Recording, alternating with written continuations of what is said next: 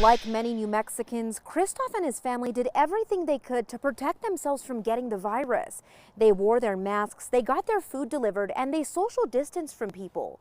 But about a month ago, they briefly interacted with someone who wasn't taking the virus seriously, and that led to Christoph being hospitalized for 2 weeks. We developed New Mexico Gamer Society as a website. Well, we actually started it because of COVID. Christoph Deimer and his wife are avid tabletop gamers in Albuquerque.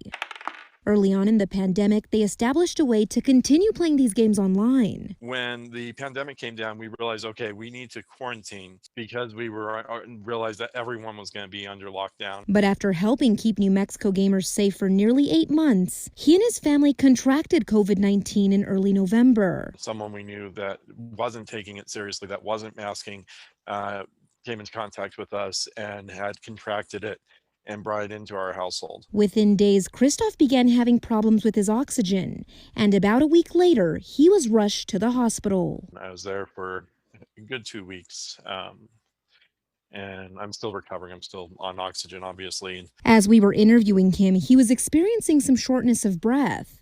Gasping for breath after every breath, other fun symptoms like diarrhea and nausea and headaches and everything like that. Christoph worked to keep himself and others safe, but still found himself with the virus. It's frustrating that people still don't take it seriously. Now he's urging New Mexicans to do their part. When they talk about that low percentage, it's just like the flu. It's not important. It's not dangerous. It really is. And, the masks, social distancing, 6 feet apart. These are the things that we can do to prevent that spread. And Christoph has been out of the hospital for only a week. His son is asymptomatic. His wife is actually still seeing high fevers. The family did have to put their gaming on hold, but they hope to start games up soon.